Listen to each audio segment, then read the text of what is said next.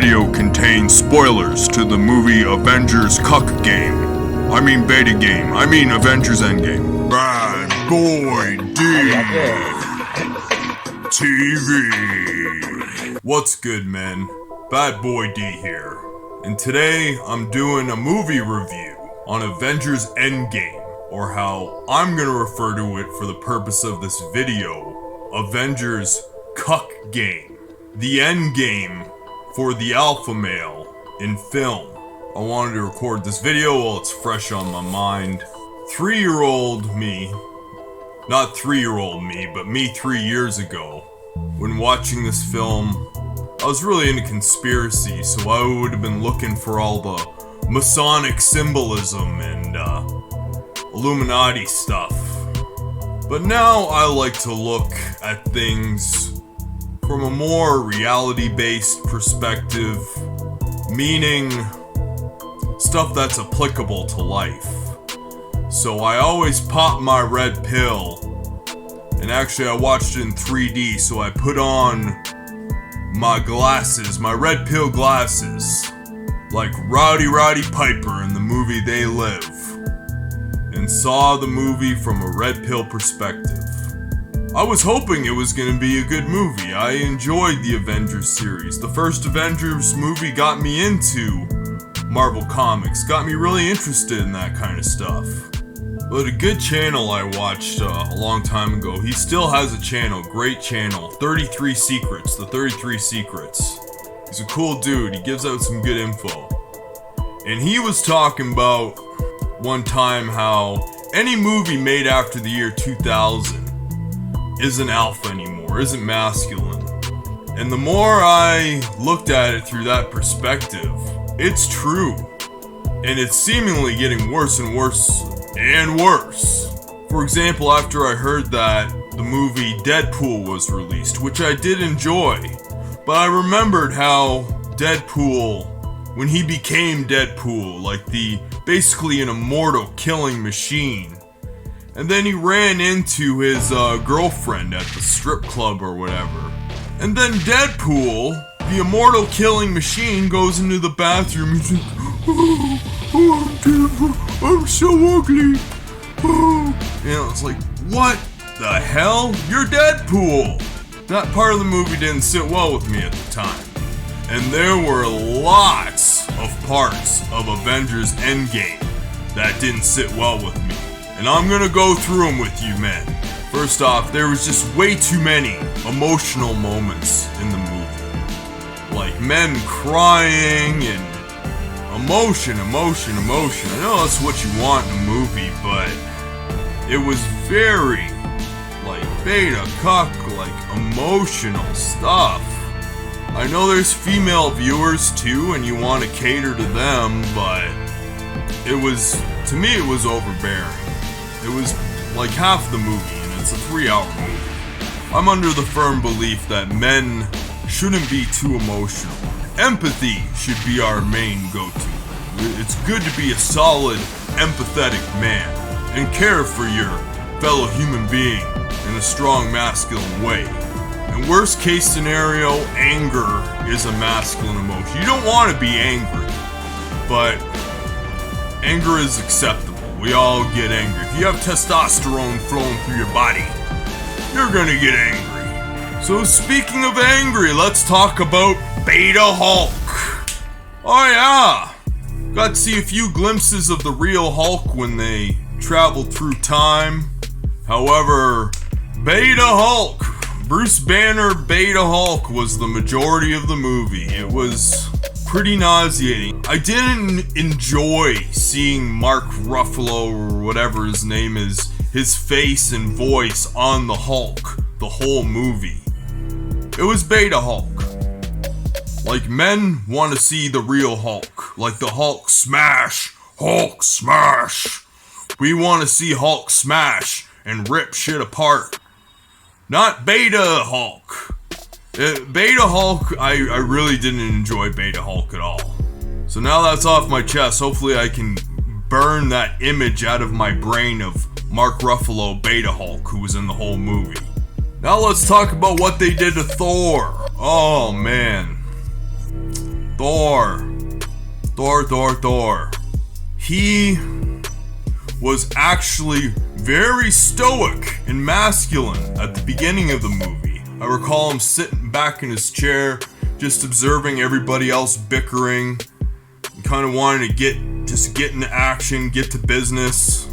Very stoic and masculine he was at the beginning. But then later on in the movie, he turned into fat, pudgy, alcoholic Thor.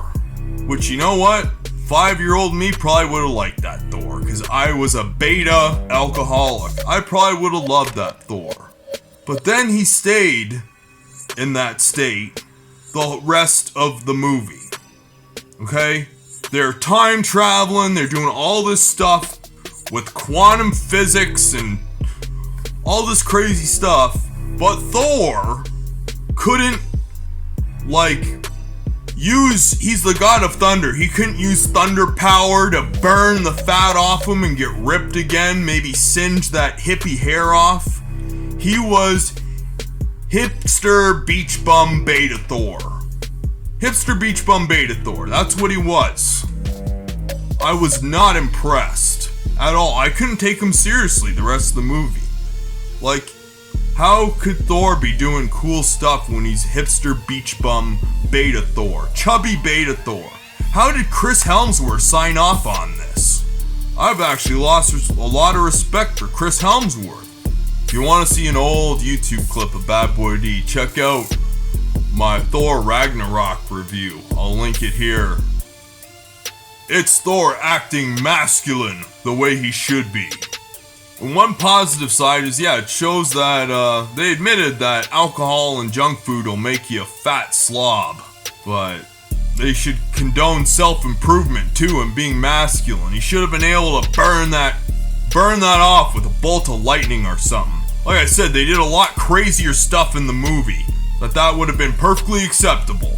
There was another part where feminist Miss Marvel, the superhero of feminism, comes over with her Ellen DeGeneres lesbian haircut, and Peter Parker was like, being all beta, and then she was like, Peter Parker?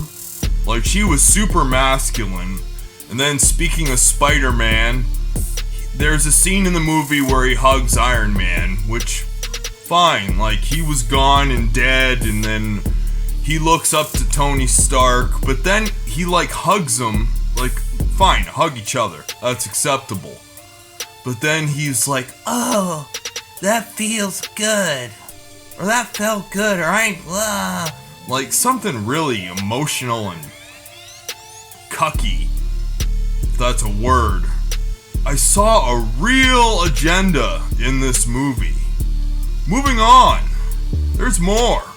So the Black Widow and Hawkeye scene. I had my fingers crossed.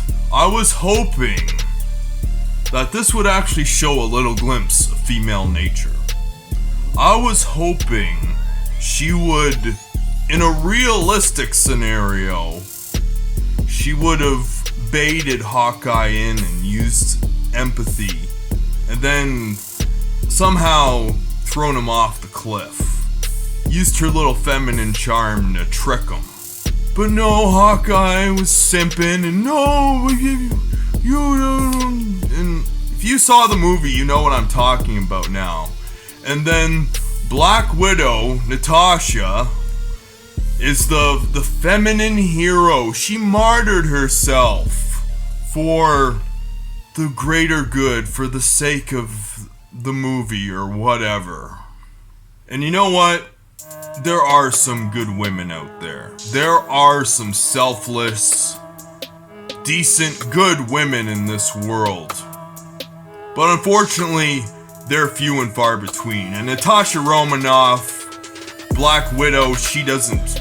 No, that was a ridiculous part of the movie. And then he comes back and breaks the news to everybody else, and it's... Simp Hulk he's finally mad, but he's a whiny, throws a rock in the water or something, and they're all Have another hug and cry party, man. Come on. Iron Man was very emotional the whole movie. Captain America was showing some semblance of masculinity throughout the movie. He was being a good, courageous leader. I'm not gonna lie, I thought that was probably the only part of the movie I really enjoyed, when he picked up Thor's hammer and they made reference to, oh, I knew he could do it because he almost picked it up in one of the previous Avengers movies.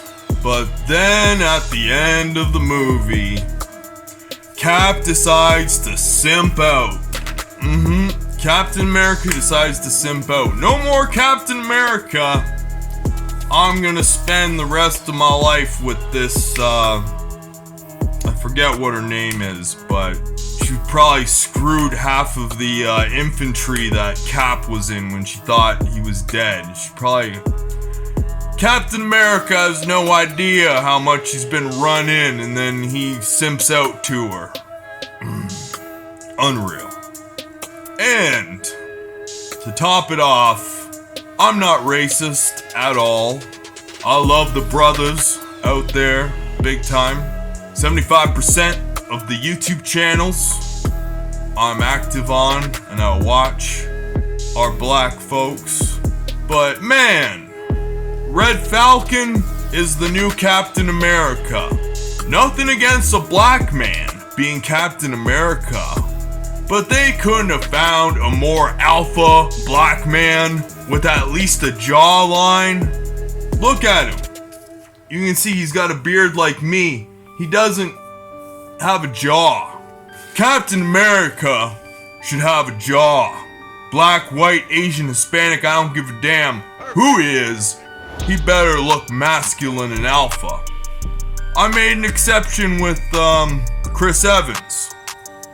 He made the cut. He's a little boyish looking, but he made the cut. But this guy, come on.